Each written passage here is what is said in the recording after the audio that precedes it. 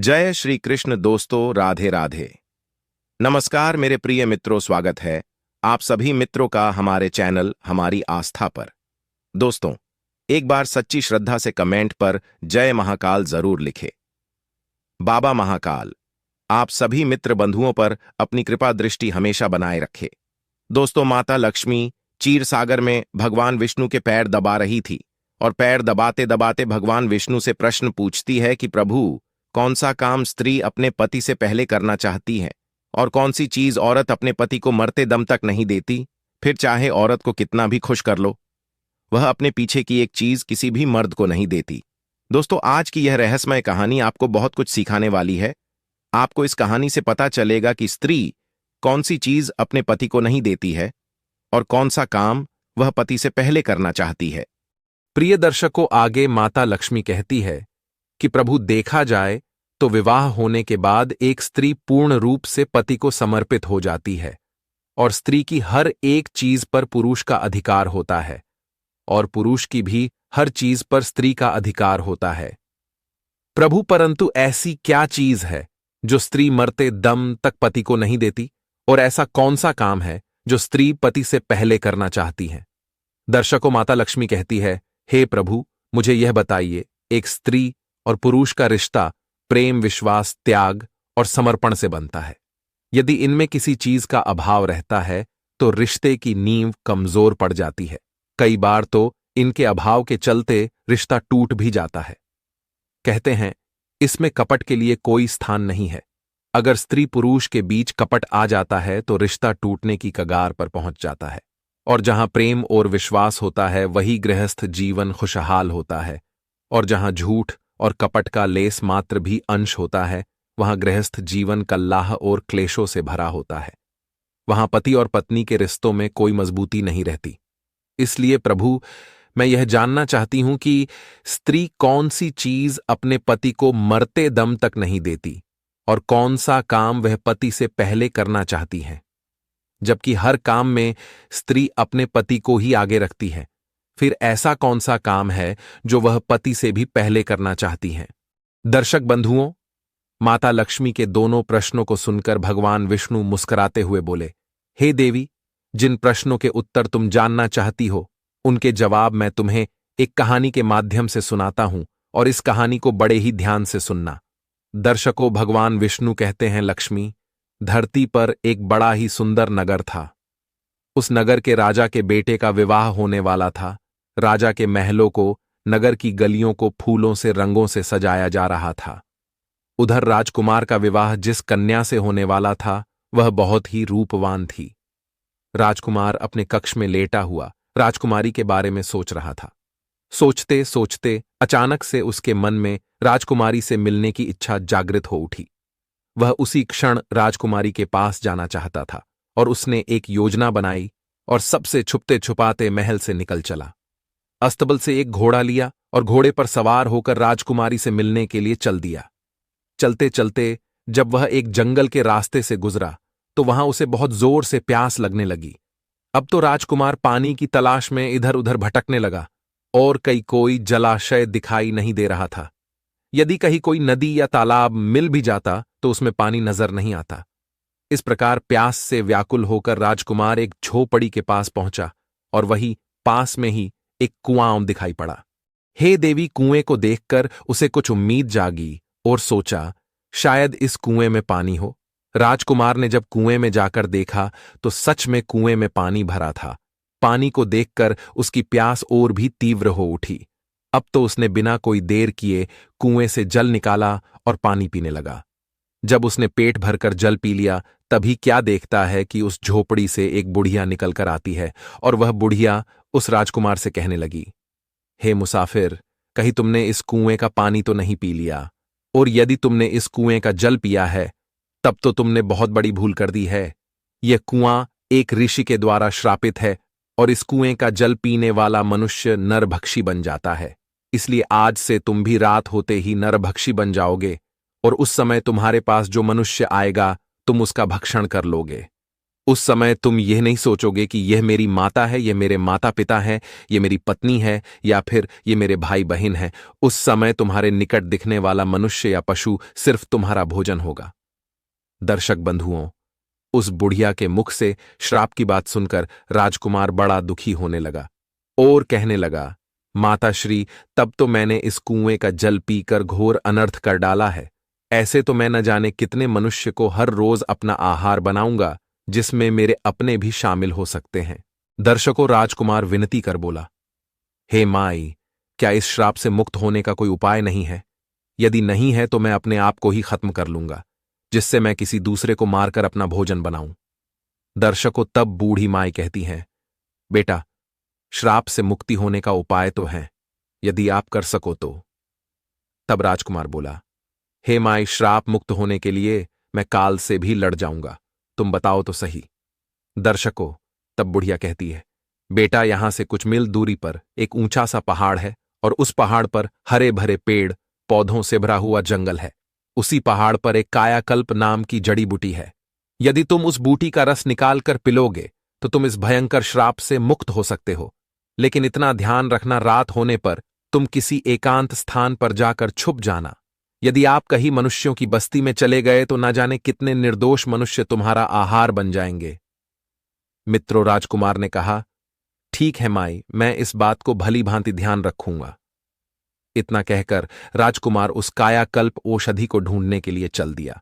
दर्शकों, माता लक्ष्मी भगवान विष्णु से कहती हैं, प्रभु, समझ नहीं आ रहा कि आप मेरे प्रश्न का उत्तर किस प्रकार देने वाले हैं।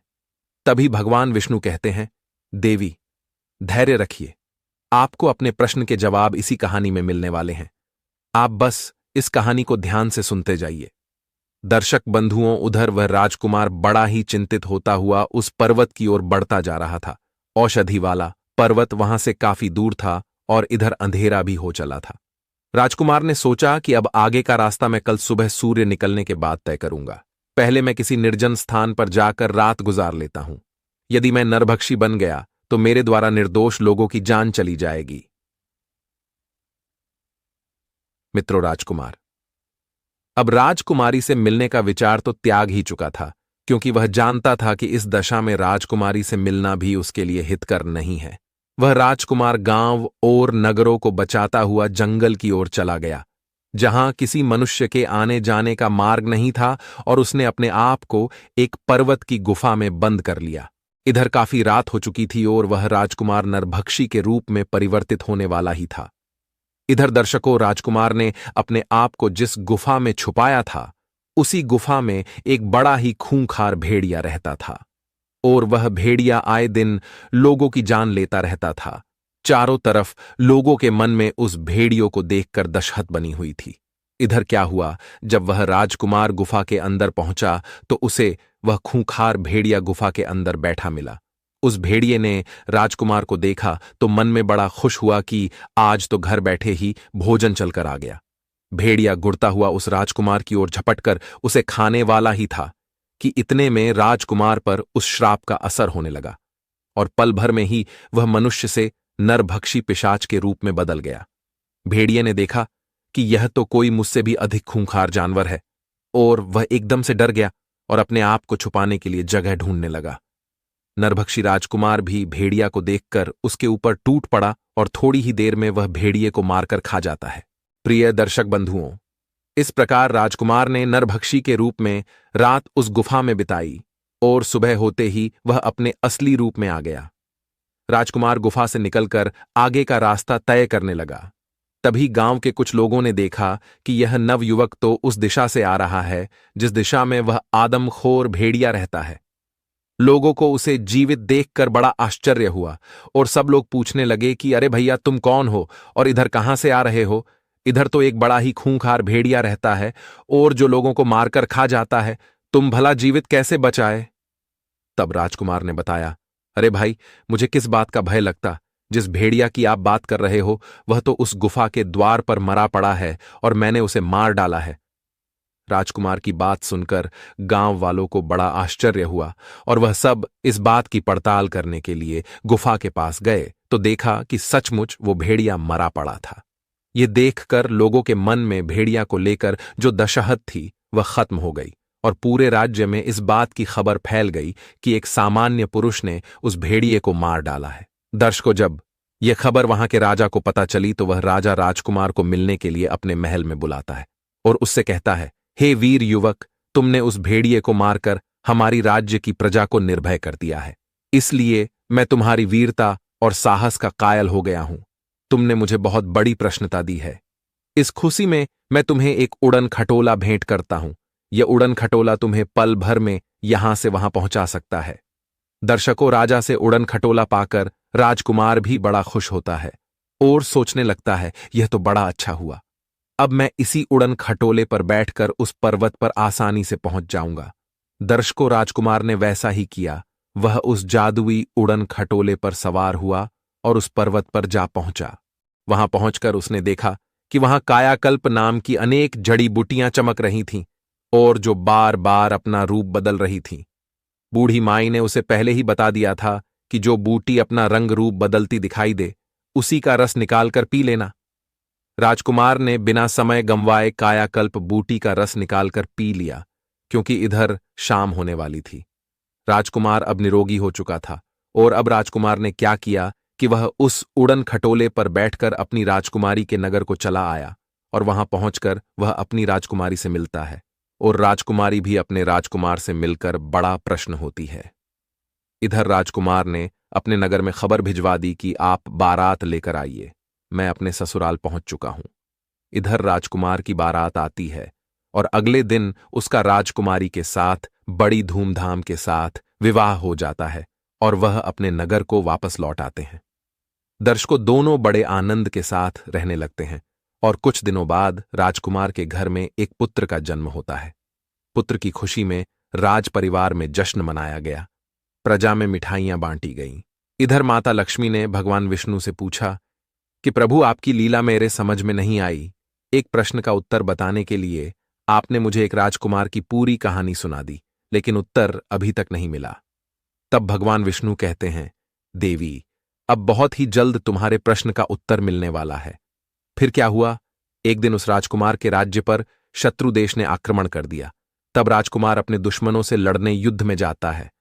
उड़न खटोला की सहायता से उसने दुश्मन सेना को तो खदेड़ दिया, परंतु युद्ध में तीर लग जाने से उसकी भी जान चली गई। जब राजकुमार की मृत्यु हो जाती है तो सब लोग उसे अर्थी पर रखकर ले जाने लगे। उसकी पत्नी वहीं खड़ी होकर रोती बिलखती दहाड़े मार रही थी। राजकुमार के सभी परिवार जन उसे कंधा दे रहे थे और उसे श्मशान की ओर ले जा रहे थे। भगवान विष्णु ने बताया, हे लक्ष्मी, ये वही चीज है जो स्त्री अपने पति को नहीं दे सकती और पति तो स्त्री को दे सकता है।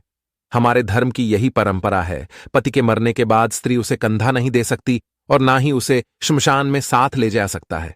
दर्शकों, भगवान विष्णु कहते हैं, लक्ष्मी, तुम्हारा दूसरा प्रश्न था कि स्त्री कौन सा काम पति से पहले करना चाहती है, तो इसका उत्तर सुनो। सुहागन स्त्री यह कामना करती है कि उसकी मृत्यु उसके पति से पहले हो जाए, जिससे उसका पति उसे कंधा दे सके और उसे मुख्य अग्नि दे सके और उसका तरण हो सके। वैसे भी पति के मरने के बाद स्त्री का जीवन शून्य हो जाता है। पति के बिना उसका जीवन नहीं रहता। कहते हैं, पति के बिना एक स्त्री की कोई भी गति नहीं है। एक पुरुष के बिना स्त्री का जीवन बड़ा ही कष्टकारी है। वह नारियां बड़ी भाग्यशाली होती है जिन्हें पति से पहले मृत्यु प्राप्त हो जाती है और पति के हाथों अंतिम संस्कार होने का सौभाग्य प्राप्त होता है। मित्रों, आपको यह कहानी कैसी लगी, कृपया हमें कमेंट करके जरूर बताएं। यदि आपको कहानी पसंद आई हो तो एक बार सच्ची श्रद्धा से कमेंट पर जय माता लक्ष्मी, जय श्री नारायण जरूर लिखें